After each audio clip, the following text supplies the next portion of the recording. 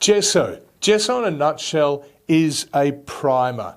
It's the coat we put down first to even out the surface, both physically and also generally colour-wise as well. Gessos are predominantly white. The name gesso is Italian for plaster, or a type of plaster. So basically we're talking about a primer or your surface preparation. In the range here that we have in front of us, we've got the very original gesso. It's quite thick, MM10. The reason it's quite thick is originally it was formulated to be put on with a blade and scraped across the canvas. We then found a lot of people wanting to use a brush. You could use a brush, but it gives a bit too much texture and not a nice even flat surface if you're using a brush. So we reformulated the low viscosity gesso, and that is exactly the same as the gesso. It's just lower in viscosity. It's thinner, so it'll go on with a brush more easily. We then had requested quite a few years ago a black gesso, all the good things that the gesso have in them, but with a black background, I guess, to work on to begin with. Has the same sort of matte, quite absorbent feeling which you'd expect from a gesso. I'll just interject it with myself at that point, tell you about the background colours, which are basically lower tooth gessos, coloured gessos, of which there are 39 colours in the range. Moving on, we talk about the transparent and the high tooth gesso.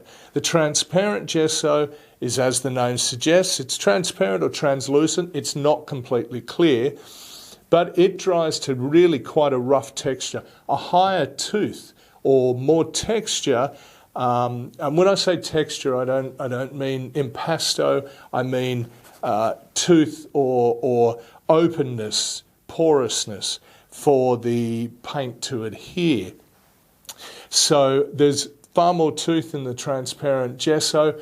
It's great as a pastel primer, so it's nice and rough. It'll hold pastel or it'll hold charcoal, and indeed mixed with the background colours we talked about, equal parts but to taste after that, you can get a coloured pastel primer to start a background in any colour you like.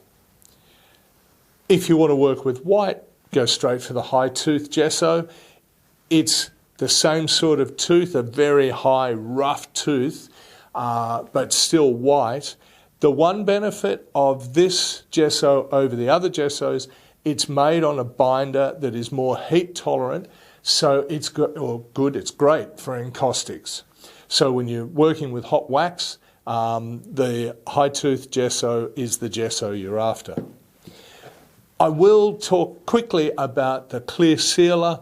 The clear sealer, if you've got some very new wood, very fresh wood that you're worried about tannins coming out of, or freshly laid concrete that might have salts coming out of it, some substrate that you're a bit concerned that something might come out of it, a coat of the clear sealer, which is just a clear acrylic, on before the gesso will give you as much of a barrier as you're going to be able to get to stop the paints being affected and to give the best adhesion behind that you can.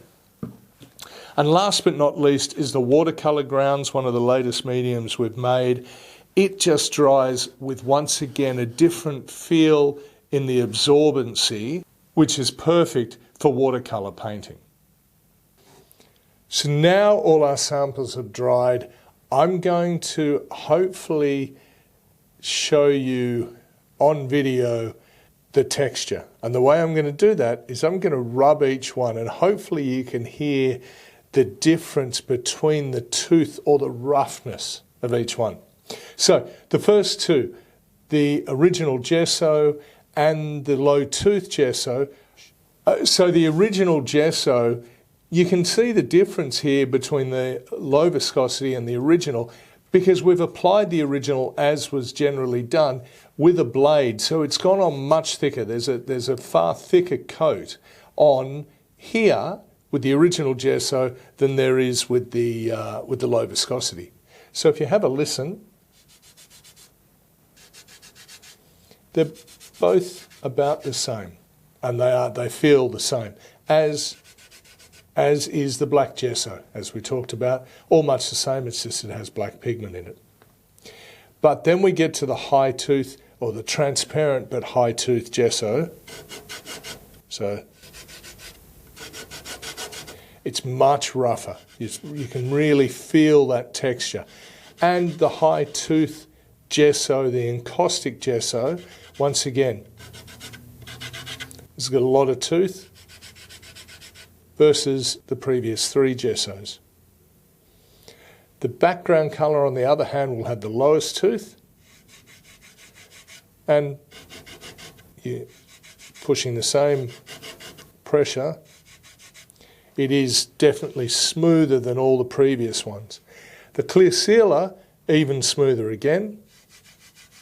And then to the watercolour ground, which has a different sort of feel to it. It's still reasonably toothy, but nowhere near as rough, certainly as these high tooth gessos. Probably a little bit rougher, or certainly feels like it's more porous, is what it feels like.